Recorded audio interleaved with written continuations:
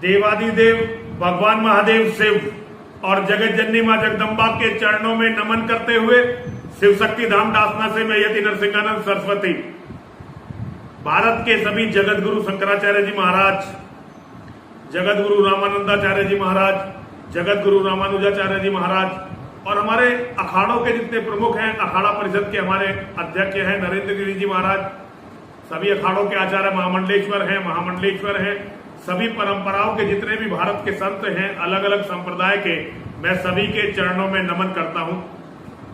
मैं यति नरसिंहानंद सरस्वती एक बहुत छोटा सा आदमी हूं। इतिहास कल यति नरसिंहानंद सरस्वती को याद नहीं रखेगा। मैं किसी परंपरा से भी नहीं आता और मैं किसी बड़े परिवार से भी नहीं आता। मैं एक साधारण सा व्यक्ति हूं और क्योंकि मैं एक बहुत साधारण व्यक्ति हूं इसलिए मेरी जिम्मेदारियां बहुत कम हैं। कल इतिहास मुझे किसी भी गलती के लिए ये नहीं कह सकता कि मुझे ये करना था और मैंने ये नहीं किया। ना तो मेरा कोई बहुत बड़ा अनुयायियों का वर्ग है, ना ही मैं धन और साधन से कोई बहुत बड़ा आदमी हूं। इसलिए मेरे जीवन में मैं जो कर पाया, मैंने प्रयास किया, वो बहुत ज्यादा नहीं था, लेकिन मैंने ये सपना देखा कि भारत से इस्लाम के जिहाद को मिटा दिया जाए और ये समझा कि इस्लाम का जिहाद कैंसर है, इसे केवल भारत से नहीं मिटाया जा सकता। जब भी मिटाना पड़ेगा हमें इसे सारी दुनिया से मिटाना पड़ेगा। छोटे लोगों के सपने कोई खास अहमियत नहीं रखते। छोटे लोग सपने देखते भी हैं और उन्हें लेकर अपने सपनों को लेकर चले भी जाते हैं। शायद यही मेरे साथ हो, लेकिन आप लोग जो धर्म के स्तंभ हैं, आपके पास ये सुविधा नहीं है। आप पलायन नहीं कर सकते। इतिहास और धर्म आपसे कल पूछने वाला है कि जब धर्म इतने संकट में था तो आपने धर्म को बचाने के लिए क्या किया।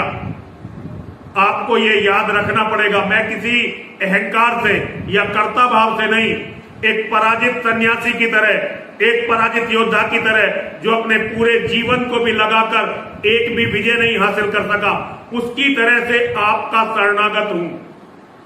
अपने जीवन के अंतिम समय में जब मैं सबसे विकट युद्ध शुरू करने वाला हूं, उससे पहले मैं चाहता हूं कि आप लोग मुझे आशीर्वाद दें।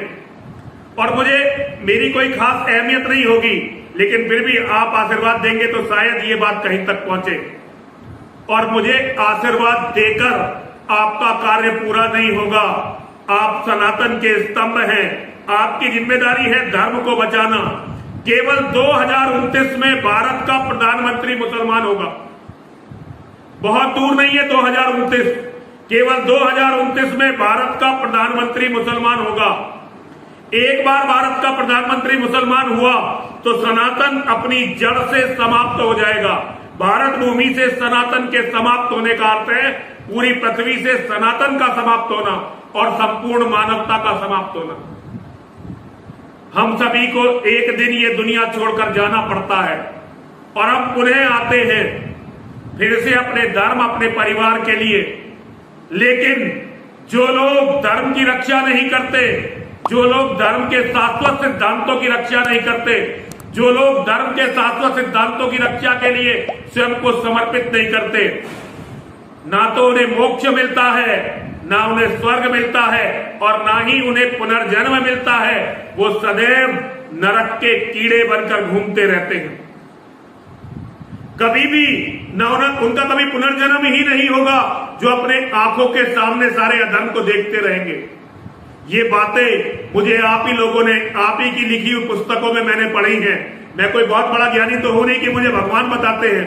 मैंने तो जितना भी पढ़ा, जितना भी मैं जानता हूं, वो केवल इतना है जो आप लोगों ने पुस्तकें लिख दी। उन पुस्तकों से पढ़कर या और बड़े विद्वानों ने पुस्तकें लिख दी, केवल उन पुस्तकों से पढ़कर मैंने धर्म और अधर्म को समझने का प्रयास किया। मैं इतना समझ पाया कि अगर हमारे जीते जी अगर धर्म युद्ध हार रहा है तो इसके दोषी यदि सबसे ऊपर कोई है तो हम धर्माचार्य, मैं नहीं उनमें से। मैं तो एक छोटा सा सन्यासी हूं, लेकिन सारे धर्माचार्य इसके दोषी होंगे। यतो धर्मस्ततो जया, जहां धर्म होता है वहां जय होती है। पिछले 1400 साल से यदि सनातन पराजित है पिछले 1400 साल से सनातन यदि परास्त है, पिछले 1400 साल से मेरी बहन बेटी माताओं की मंडी लग रही है, जबकि देवी भागवत में मेरी मां ने कहा है कि दुनिया में जितनी भी नारियां हैं वे सब मेरा ही स्वरूप है। इसका अर्थ है कि यदि मेरी एक बहन, मेरी एक बेटी, मेरी एक मां का बलात्कार होता है तो ये मेरी देवी मां का बलात्कार हुआ। हम अपनी माताओं बहनों के बलात्कार के दोषी हैं। मां हमें कैसे क्षमा कर देगी? हमारे एक बच्चे की हत्या का अर्थ है संपूर्ण मानवता की हत्या। ये हमारा वेद सिखाता है। 1400 साल से जो ये हो रहा है इसको रोक दीजिए। एक बार खड़े होइए सनातन की रक्षा के लिए। इतिहास क्षमा नहीं करता, धर्म क्षमा नहीं करता। और धर्म के समय जब धर्म युद्ध पुकार रहा हो और हम अपने घरों में बैठे रहे, मां और महादेव कभी भी हमें इस अकर्मण्यता के लिए क्षमा नहीं करेंगे। मैं एक छोटा सा सन्यासी आप सभी वरिष्ठ सन्यासियों के चरणों में ये नमन करता हूं। आज 24 मई 2021 है और बहुत जल्दी 2029 आने वाला है। 2029 से पहले भी बहुत भयानक कार्य हो सकते हैं। ये समाप्ति बढ़ेगी नहीं, ये कम हो सकती है। हो सकता है 2029 से पहले ही हम गुलाम हो जाएं, लेकिन 2029 में इसे कोई नहीं रोक सकेगा। आज आपको खड़ा होना ही पड़ेगा। यदि आप खड़े नहीं होंगे तो मैं कह भी नहीं सकता कि क्या होने वाला है। लेकिन मेरी एक छोटे से आदमी की, एक छोटे से साधु की, छोटे से सन्यासी की इस प्रार्थना को स्वीकार कर लीजिए। धर्म को बचा लीजिए, सनातन को बचा लीजिए, मानवता को बचा लीजिए, पूरी पृथ्वी को बचा लीजिए।